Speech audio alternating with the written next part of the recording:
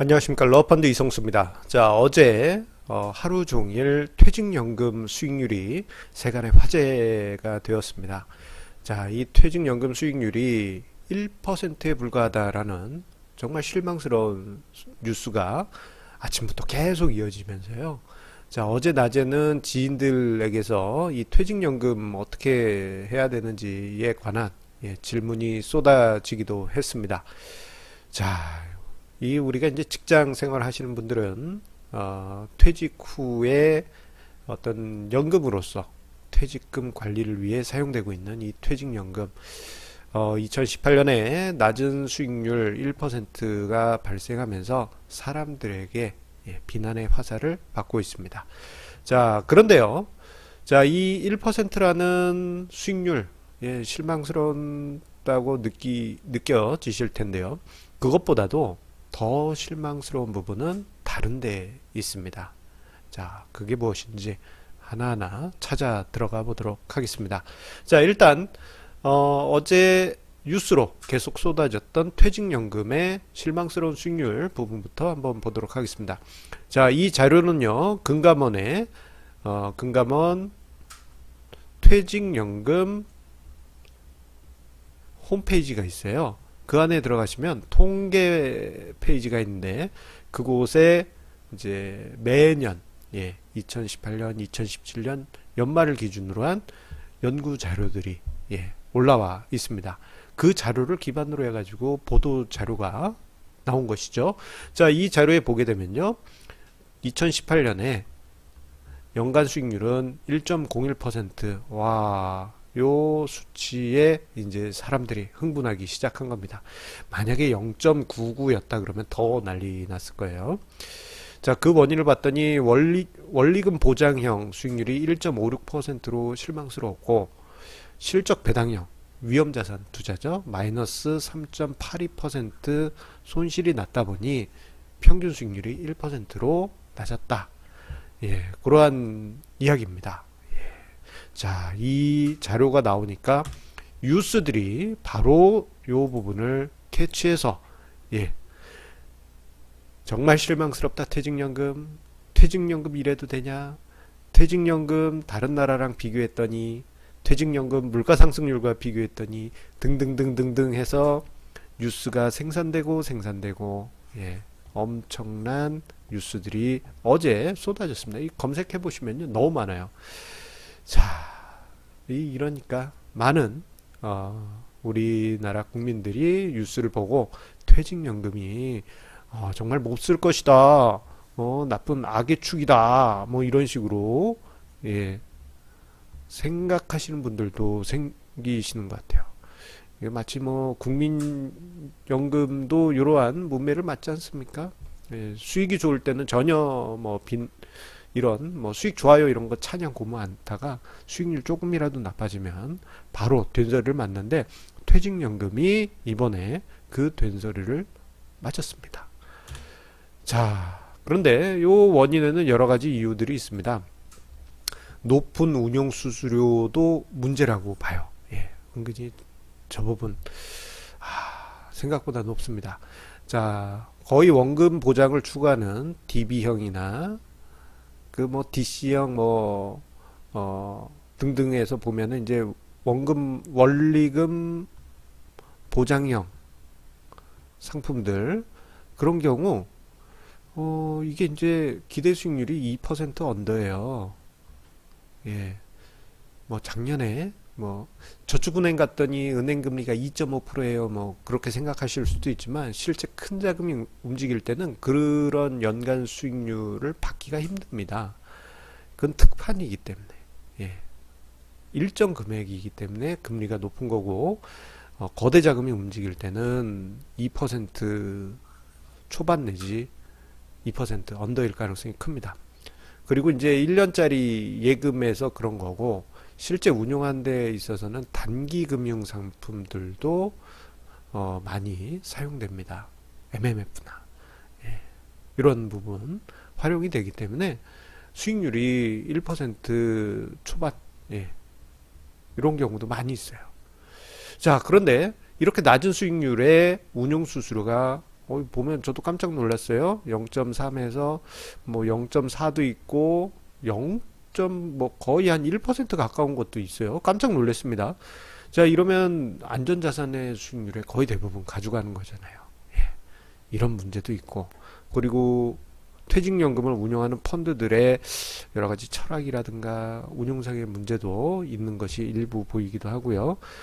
여러 가지 이유들이 있겠지만 더 큰 문제는 저는 군중심리에 있다고 봅니다. 여기서 왜 군중심리가 왜 나오느냐? 자, 한번 보도록 하겠습니다. 자, 일단 우리 군중심리는요, 원금이 무조건 보장되는 것을 원해요.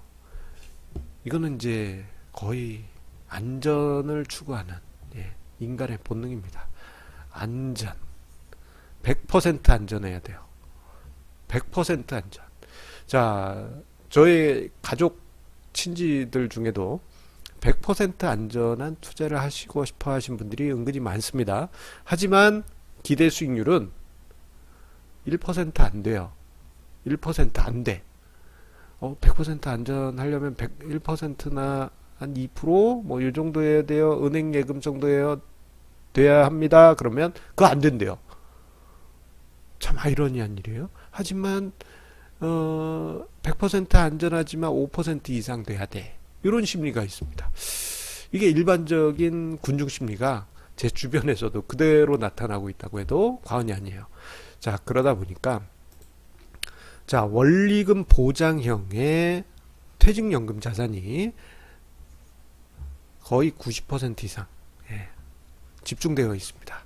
자, 원리금 보장형의 87%, 대기성 자금 3.3%. 대기성 자금 하면은 뭐 MMF나 콜에 투자하거나 아니면 그냥 아예 현금으로 들고 있거나, 그냥 뭐 현금하고 뭐 진배 없을 수준의 낮은 이자율입니다. 이게 90%예요. 90.3%네요. 작년 기준. 자, 이런 경우, 이런 상황에서는요, 어떤 위험 자산에 대한 투자가 없기 때문에 그냥 기대 수익률은 고만 할 수밖에 없습니다. 예. 우리 큰 은행 홈페이지 가면 1년 예금 금리 어떤지 아시죠? 예. 뭐 아주 큰 은행 같은 데 가면은 1% 후반 그렇습니다. 한 2점 몇 프로 있어요. 그 저축은행. 정말, 예, 한정된 금액만 그렇게 할 수 있는 거고, 정말 큰 자금은 그렇게 할 수가 없습니다. 자, 그렇기 때문에 우리가 수익률을 높이기 위해서는 위험 자산이 어느 정도 가미돼야 되지만, 지금 퇴직연금의 구조상 안전자산이 거의 절대적이에요. 뭔가 수익률을 높이고 싶어도 높이는데 한계가 있는 것입니다. 문제는 이렇게 안전자산으로 집중이 되게 되면요, 장기적으로는 우리가 실제 생활에서의 생활 인플레이션이라고 할게요. 생활 인플레이션을 이겨낼 수가 없습니다. 자, 이게 무슨 말이냐? 자, 우리가 통계청에서 보면은 이제 소비자 물가 지수라고 CPI가 발표가 됩니다. 자, 그런데 이 소비자 물가 지수 같은 경우에는 워낙 다양한 항목들이 들어있다 보니까 실제 생활 인플레이션하고는 좀 차이가 있을 수 있어요. 예를 들어서 뭐 컴퓨터 가격 계속 하락하잖아요. 하지만 실제 생활에서는 컴퓨터 가격이, 예, 그렇게 절대적인 비중을 차지하지는 않습니다. 예, 먹고 사는 게 더 큰 비중을 차지하죠. 그래서 제가 이제 두 가지 지표와 은행 예금을 비교를 해봤습니다. 2004년 말부터 해서 최근 2018년까지, 자, 2004년을 100포인트 기준가로 잡고 은행 이자가 딱 붙고 그걸 재투자해서 붙고 하는 거를 누적을 했습니다. 이때 이자 발생하면 이자 소득세나 이런 거 빼고요. 그렇게 해서 이제 누적한 게 이 파란색 선 은행 예금에 넣어뒀을 때 그 가치입니다. 요 수치는 CPI 소비자 물가지수의 상승한 수준보다는 높아요. 하지만 우리 실제 생활하고는 괴리가 있습니다. 어떤 게 있느냐? 음식물 비주류 물가 가치와 비교를 하면은, 예, 현격하게 예, 낮다라는 것을 확인할 수 있습니다. 이게 2004년부터니까 14년 예, 동안 말이죠. 뭐 어느 정도 그래도 쫓아간다고는 평가할 수는 있겠지만 인플레이션을 우리가 생활 인플레이션을 했지 않은데 은행 예금은 불리한 부분이 있다. 일정 부분 불리한 부분이 있다라는 것을 보여주고 한계가 있다라는 것을 보여주는 대목입니다. 그렇기 때문에 퇴직연금에서 안전자산을 90% 이상 이렇게 계속 들고 갈 경우에는 이게 은행 예금 정도가 아니고 이거보다 낮을 수밖에 없어요. 구조적으로. 예, 거대 자금이기 때문에 금리 자체도 낮고 그리고 그 운용 수수료가 계속 빠지잖아요.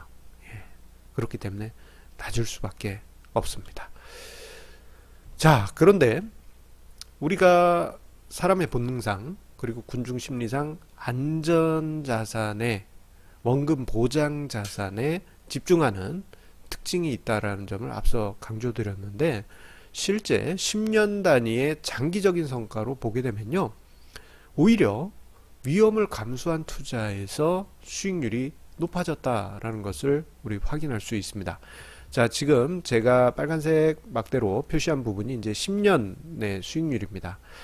가장 위쪽에 있는 게 자, 원리금 보장형 실적 배당형 합친 전체 퇴직연금의 수익률이에요. DB형은 3.11, DC형은 3.53, 개인형 IRP는 3.09. 이게 연 수익률입니다. 연. 자, 그래서 전체 수익률은 3.22%. 연. 10년간.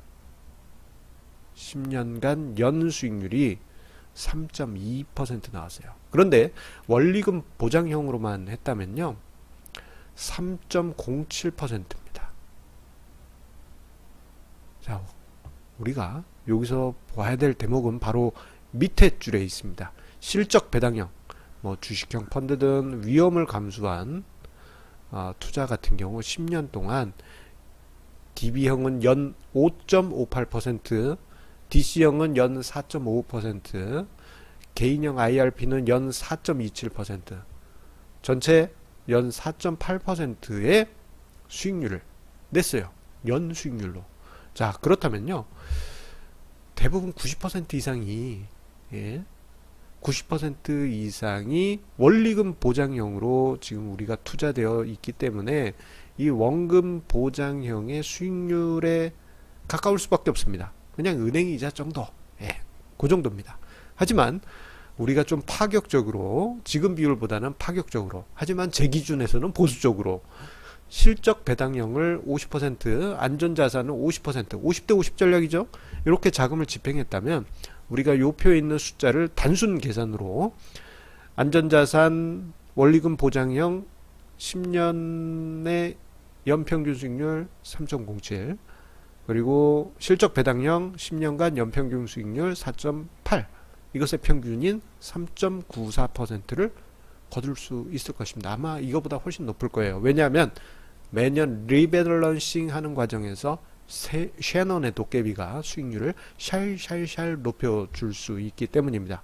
자, 그렇다면요. 전체 수익률 3.2% 대비 0.72% 높아지는 효과가 있을 것입니다. 안전자산의 거의 90% 이상을 몰아넣지 않고 50대 50 전략을 쓴 것만으로 해서 말입니다.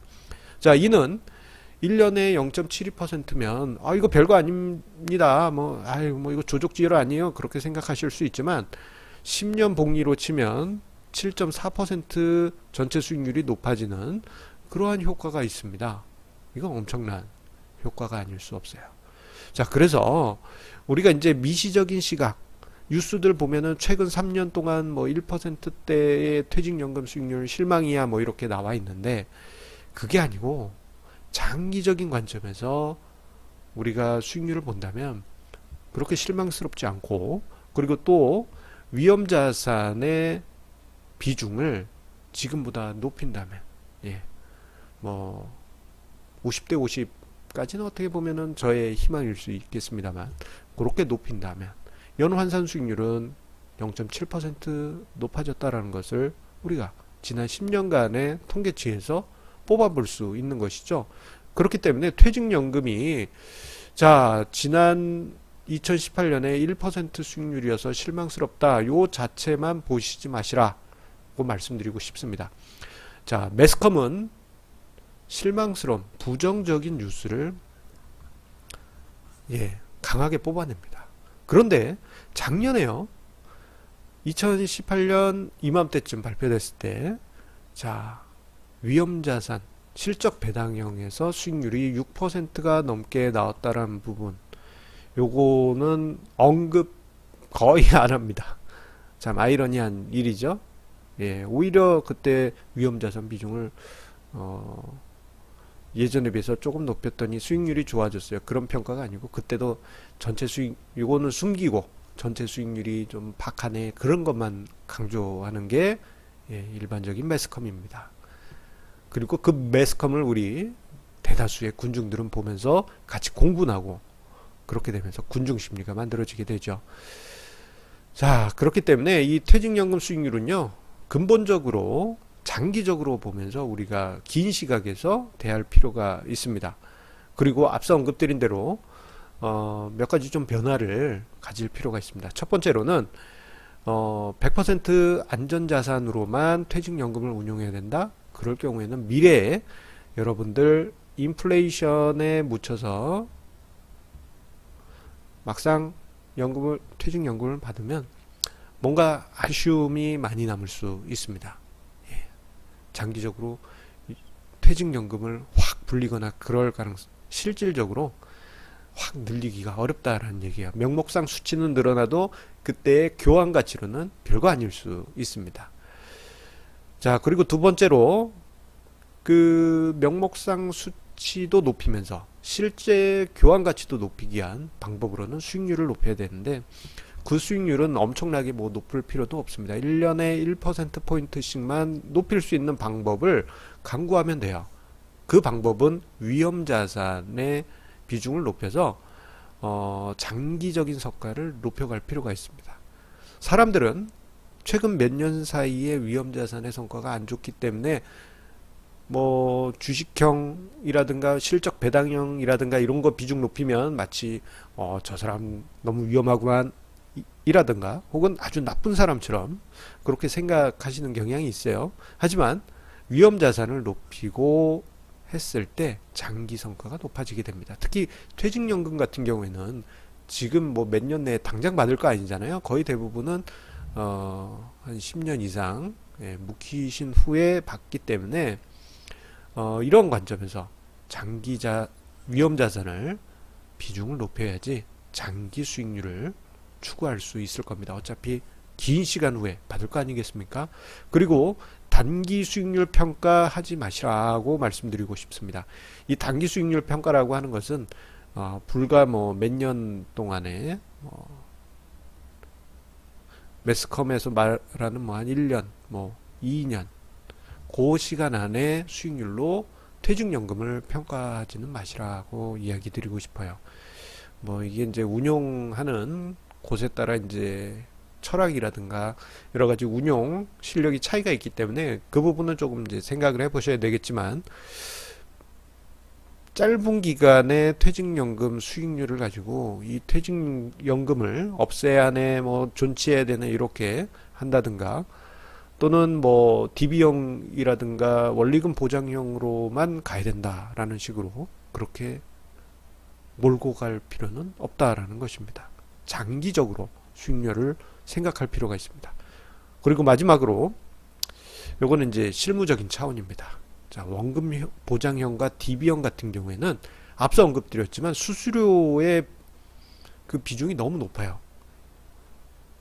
예를 들어서 원금 보장형의 수익률이 2%인데 거기서 0.5%포인트를 수수료로 취해갔다? 그럴 경우에는 이건 뭐 거의 한 4분의 2개, 4분의 1을 가져가는 거 아닙니까? 이건 너무하죠. 이게 10%도 아니고, 이게 5%도 아니고, 이게 25%. 심한 경우에는 거의 절반 가까이 되는 곳도 있어요. 그래서 적어도 원금 보장형과 DB형 같은 경우에는 퇴직연금 수수료가 낮아져야 된다. 그래야지 수익률이 그 수혜자들의 수익률이 높아질 수 있다. 이 점도 강조드리겠습니다. 자, 퇴직연금 여러 가지 하고 싶은 말 정말 많다 보니까 좀 제가 중구난방한 부분도 없지 않아 있습니다. 하지만 우리가 장기적으로 퇴직연금을 위해서 어떻게 관리를 해야 되고 그리고 어떤 관점을 가져야 될지 큰 청사진을 그리는데 도움되시기 바라겠고요. 자, 오늘 영상 끝까지 보아주신 시청자 여러분들께 감사드립니다. 항상 구독, 좋아요 버튼 눌러주시고 주변에 공유해 주시는 그 마음에 감사드립니다. 자, 여러분들 이제 직장인분들은 거의 대부분 퇴직연금 가지고 계실 텐데요. 제 생각입니다만 이건 제 생각입니다. DB형보다는 이건 DC형으로 해가지고 본인이 직접 관리하는 게 훨씬 나을 수도 있습니다. DB형은 한계가 있기 때문이죠. 그리고 퇴직연금 같은 경우에는 어차피 퇴직금이 넘어오는 거 아닙니까? 이건 어떻게 보면 공돈이거든요. 이런 공돈의 성격, 뭐 그렇다고 해서 100% 공돈은 아닙니다만 그러한 자금 같은 경우에는 리스크를 좀 감수하셔도 돼요. 이러한 특징도 있다라는 점, 나중에 다시 한번 자세히 다뤄드리도록 하겠습니다. 자, 그러면 오늘 비오는 봄날입니다. 즐거운 수요일 보내시고요. 내일도 증시 토크 알찬 주제로 찾아뵙도록 하겠습니다. 감사합니다.